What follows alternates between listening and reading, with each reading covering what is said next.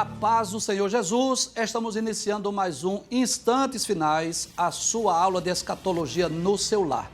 Desde já eu quero agradecer por sua audiência, a você que é evangélico, independente de sua denominação, a você que ainda não é evangélico e até mesmo a você que é de outra religião, mas está nos acompanhando, está sempre assistindo os Instantes Finais. Que Deus te abençoe, que as bênçãos de Deus continuem sendo derramadas sobre você e toda a sua família.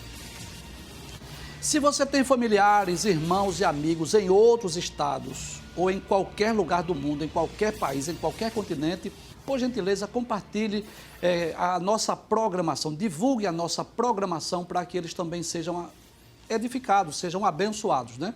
A nossa programação pode ser assistida pelo YouTube, Rede Brasil Oficial, IADPE Oficial ou pelo site www.iadpeplay.org.br.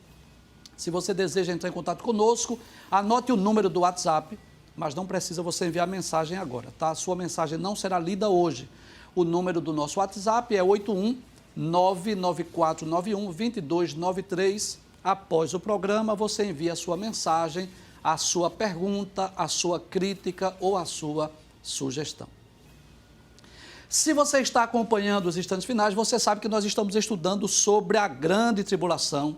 Vamos dedicar muitos programas para falar desse tema. Nós já dissemos aqui que é um período de tempo relativamente curto, mas de muitos eventos, de muitos personagens, de muito texto bíblico para ser estudado, né?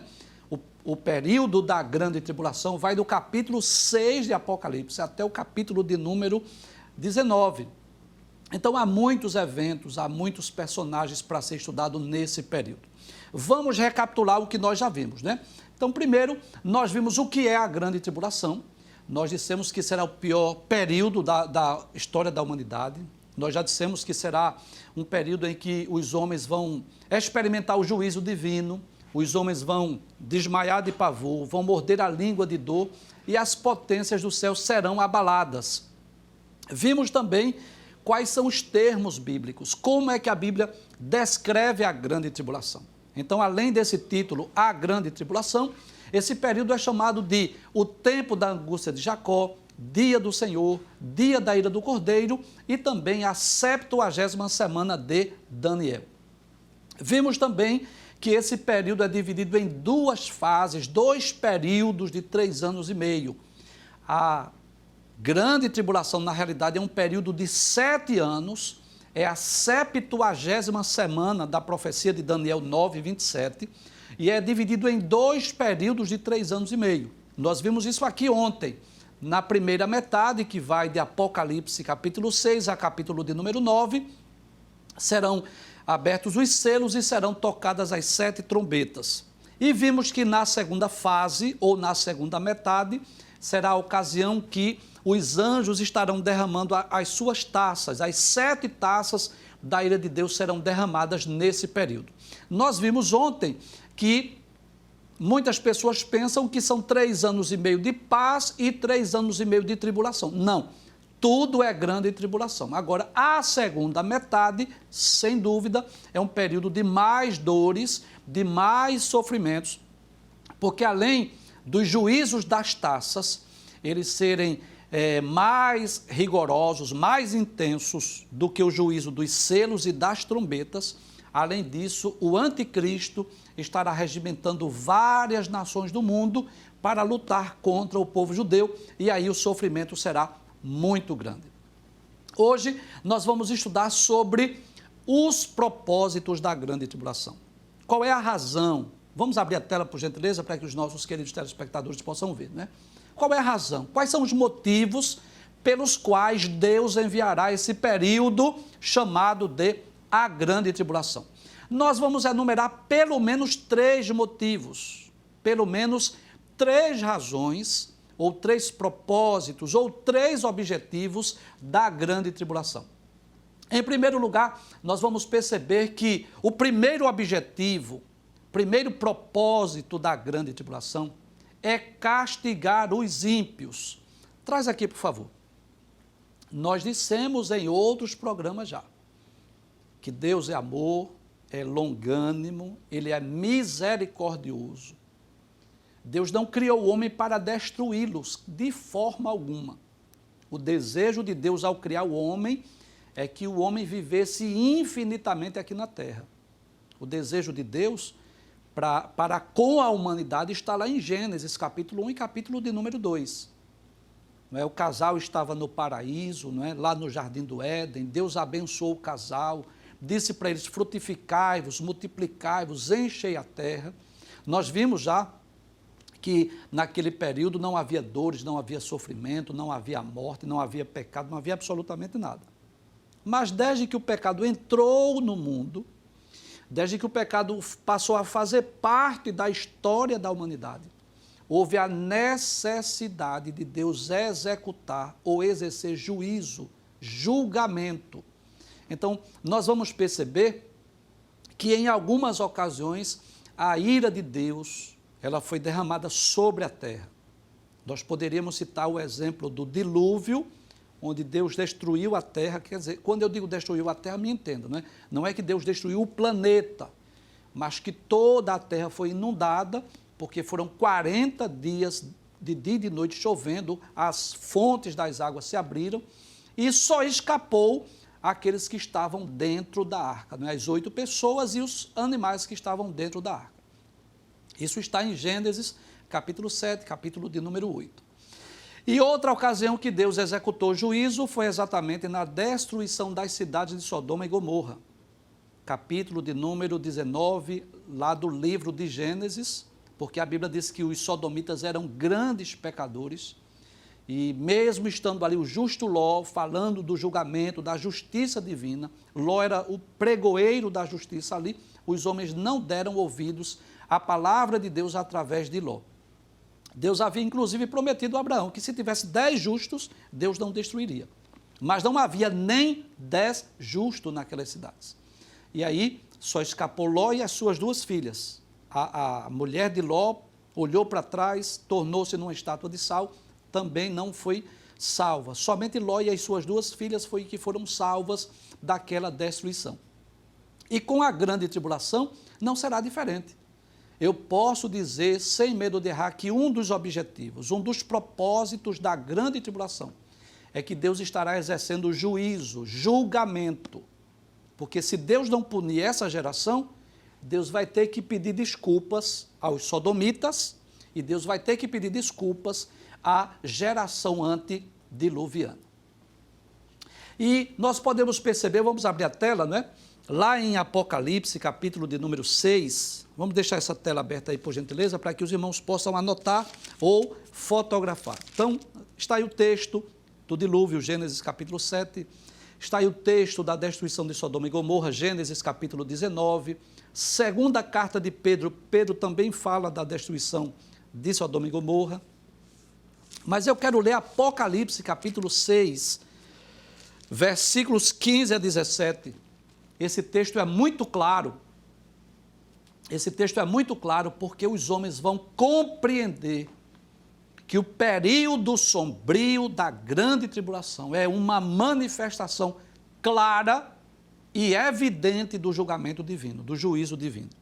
Observe, por favor, Apocalipse capítulo 6, versículos 15 a 17. Diz: e os reis da terra, e os grandes, e os ricos, e os tribunos, e os poderosos, e todo servo e todo livre se esconderam nas cavernas e nas rochas das montanhas. Talvez você pergunte, por que é, professor, que o texto faz questão de falar sobre essas pessoas que estão em evidência, né? Que obtiveram aqui na terra posições privilegiadas. Veja quantos títulos aqui: reis, grandes, ricos, tribunos e poderosos. Porque geralmente essas pessoas, elas não são punidas pela justiça terrena. Geralmente essas pessoas têm influência. Você sabe disso. Que há muitas pessoas, inclusive no Brasil, e por que não dizer, eu vou melhorar, tá certo? Principalmente no Brasil, que era para estar atrás das grades. Você sabe disso. Mas tem dinheiro, tem influência, pode pagar a bons advogados. Não estou generalizando, mas às vezes o advogado liga para o juiz que vai julgar a causa e há uma troca de favores, presentes vai, influências vêm e essas pessoas terminam escapando do julgamento aqui da terra. Mas observe que nesse período eles vão entender que não tem advogado, não tem juiz, não tem como dar um telefonema para poder resolver a situação, não. O que é que vai acontecer? Eles vão dizer assim: aos montes e aos rochedos, caí sobre nós e escondei-nos do rosto daquele que está sentado sobre o trono e da ira do Cordeiro. Que coisa interessante. Eles vão reconhecer que isso não é um fenômeno da natureza apenas, que os selos, as taças e as trombetas são manifestações do juízo divino. Até porque, durante a grande tribulação, o livro que mais será lido no mundo chama-se o livro do Apocalipse. Tem muita gente que tem medo do Apocalipse, né? Tem muita gente que lê de Gênesis a Judas e quando chega na Epístola Universal de Judas, ele volta para Gênesis novamente, né? Mas nós não devemos ter medo do que está escrito no livro de Apocalipse, até porque não tem só juízos e julgamentos, tem muitas bênçãos aqui reservadas para os salvos, claro. E no versículo 17, veja que coisa interessante, o que é que essas pessoas vão dizer? Porque é vindo o grande dia da sua ira, e quem poderá subsistir? Então os homens vão compreender que o período sombrio da grande tribulação é uma manifestação da ira de Deus sobre a humanidade. Mas esse não é o único propósito. Deus não estará só exercendo juízo durante os 7 anos de tribulação. Nós vamos perceber que, em segundo lugar, o segundo propósito do período da grande tribulação, vamos ver, segundo propósito, é que Deus estará dando oportunidade para que os homens se arrependam dos seus pecados. Segundo propósito, segundo objetivo da grande tribulação, é levar os homens a se arrependerem, a reconhecer os seus erros, os seus pecados. E é interessante que, mesmo Deus dando essa oportunidade, nem todos vão aproveitar. Veja o que diz, por favor, traga para cá, por favor, Apocalipse, capítulo 9, versículos 20 e 21. O texto diz assim: e os outros homens que não foram mortos por essas pragas, quais pragas? As pragas das trombetas. Se você ler o contexto, você vai perceber a 5ª trombeta, a 6ª trombeta. Então, os homens que não se arrependeram por conta daqueles juízos, diz o versículo de número 20, não se arrependeram das suas obras, das obras das suas mãos, para não adorarem os demônios e os ídolos de ouro, ou seja, muitos ainda continuarão adorando seus ídolos, objetos feitos por mãos humanas, mas claro, com influências demoníacas. Então, eles vão continuar adorando os demônios e os seus ídolos, ídolos de ouro, de prata, de bronze, de pedra, de madeira, que nem podem ver, nem ouvir e nem andar. Então, o que é que vai acontecer? Professor, me explique isso melhor.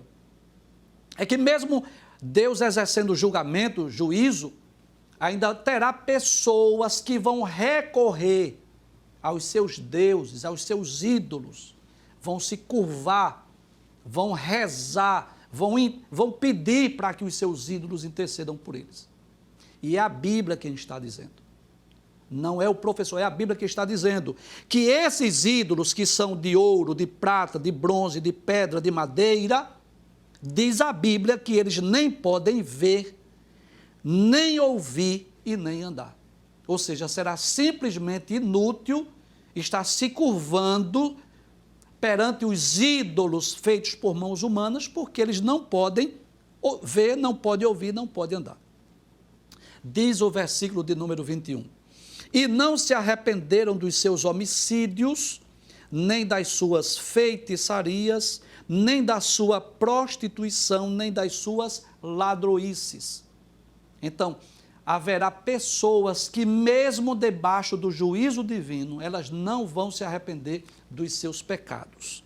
ainda outro texto semelhante a esse, lá em Apocalipse, capítulo 16, versículo 9 e o versículo de número 11, que diz assim: e os homens foram abrasados com grandes calores.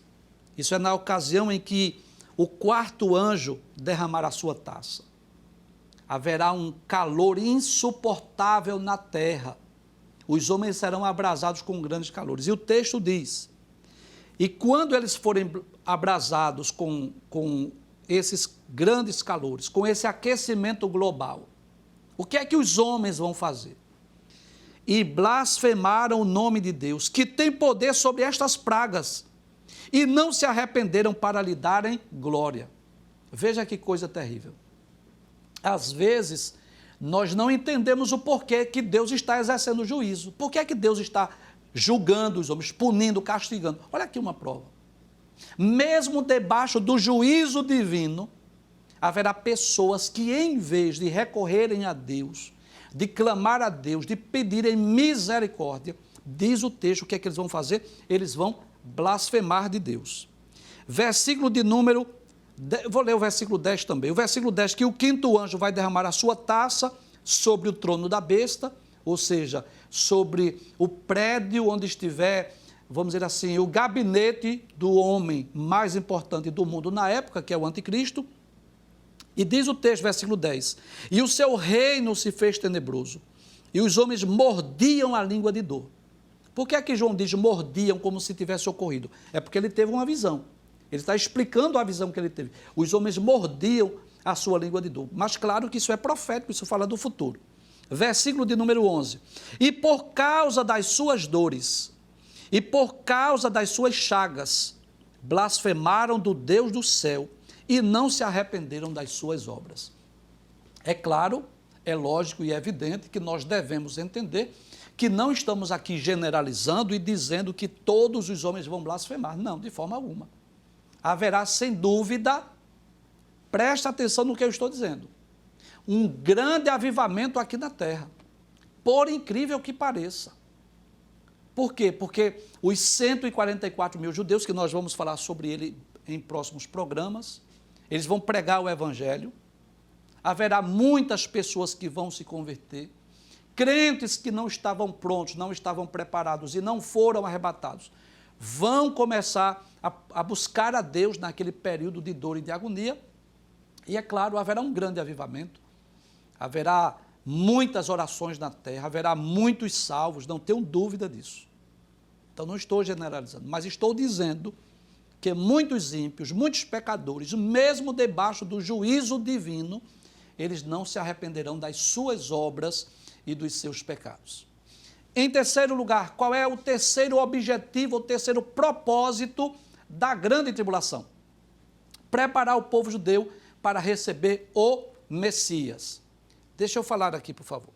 Então você sabe, eu já disse aqui em outros programas, que Jesus veio ao mundo através do povo judeu, né? Deus chamou Abraão lá no capítulo 12 de Gênesis. Ainda chamava-se Abrão, né? Depois que Deus mudou o nome dele para Abraão. Deus lhe fez 4 exigências. Sai da tua terra, da tua parentela, da casa do teu pai, vai para uma terra que eu vou te mostrar. E Deus lhe fez 7 promessas, 4 exigências e 7 promessas. Vou ver se eu lembro.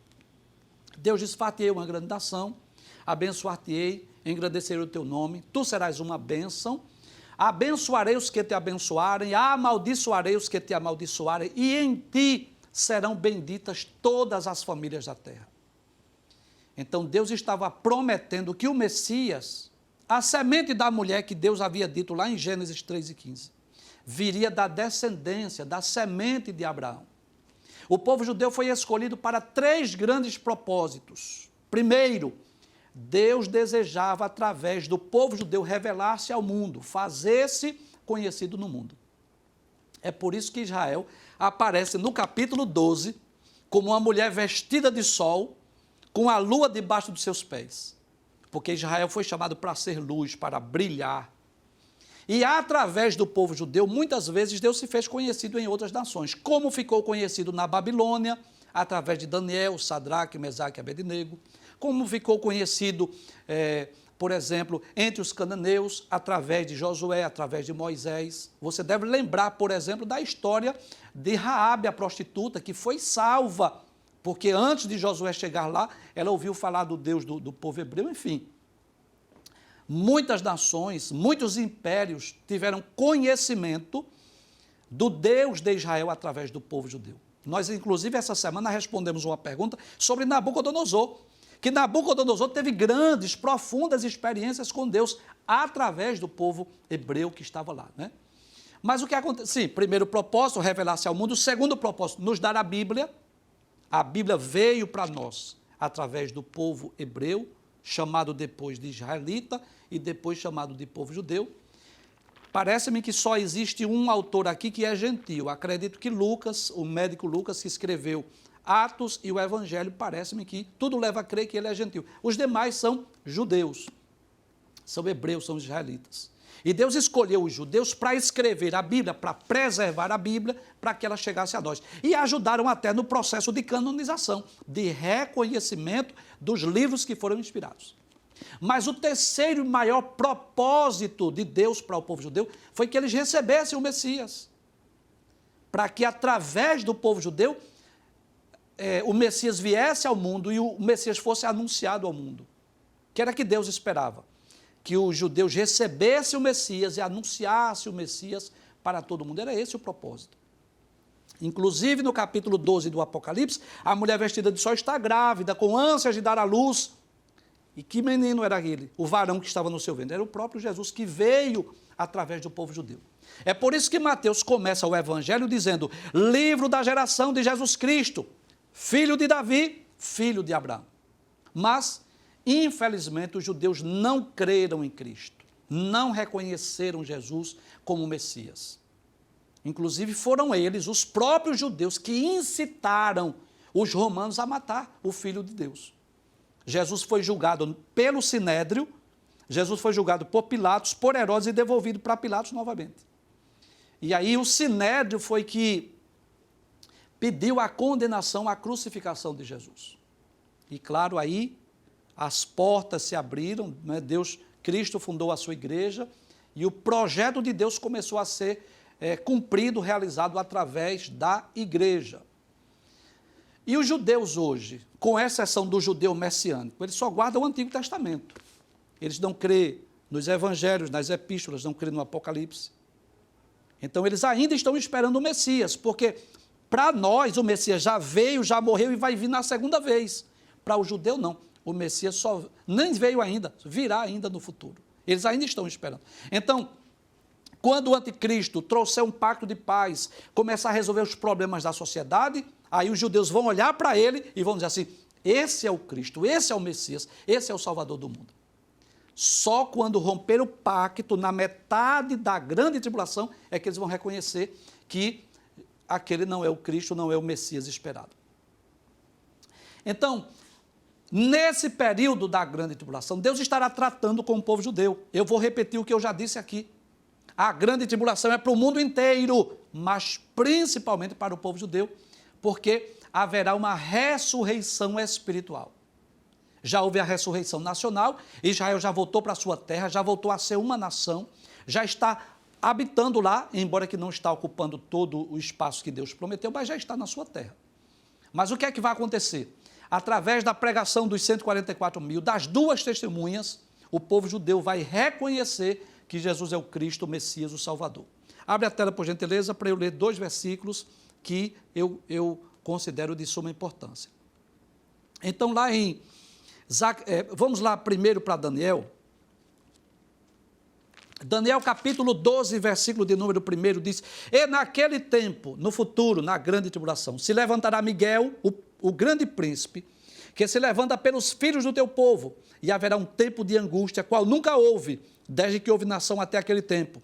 Mas naquele tempo livrar-se ao teu povo todo aquele que se achar escrito no livro. Então, Deus está prometendo aqui livrar o povo judeu, não da grande tribulação, mas na grande tribulação, para que eles não sejam destruídos. Há outro texto que eu amo, que eu gosto, já li aqui no programa, mas nunca é demais nós lermos a Bíblia, Zacarias capítulo 12, versículo 10. Que texto tremendo! Diz assim: e sobre a casa de Davi, e sobre os habitantes de Jerusalém, derramarei o espírito de graça e de súplicas, e olharão para mim a quem traspassaram, e prantearão como quem pranteia por unigênito, e chorarão amargamente por ele, como se chora amargamente pelo primogênito.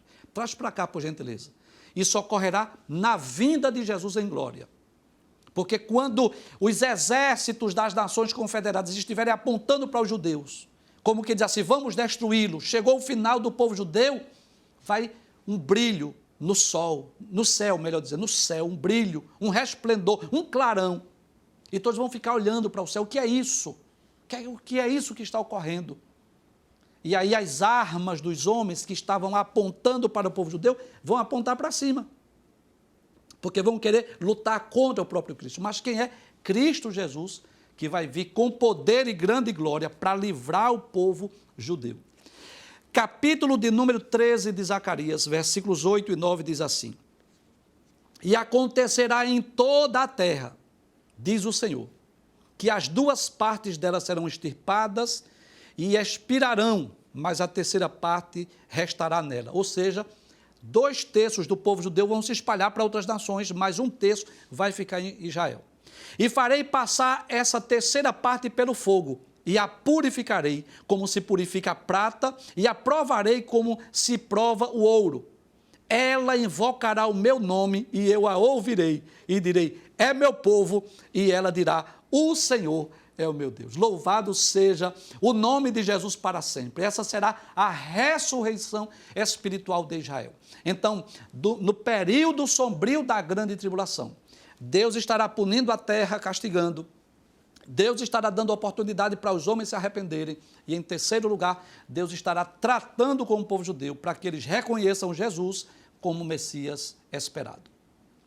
Eu já disse, mas eu não me canso de dizer, pela graça de Deus, pelo amor de Deus bendito, nós temos recebido muitos elogios, não só de irmãos nossos, mas de irmãos de outras denominações e até de pessoas não evangélicas, e nós atribuímos tudo isso para o Senhor Jesus. Eu não me canso de dizer que porque dele, por ele e para ele são todas as coisas, glória, pois, a ele eternamente. Agora, claro, nós, não só eu, mas toda a equipe, uma equipe maravilhosa que temos aqui na Rede Brasil, que trabalha incansavelmente por esse programa, seria impossível que eu pudesse realizá-lo sozinho. Até amanhã, se Deus assim nos permitir, a paz do Senhor Jesus. Não esqueça, nós estamos nos instantes finais.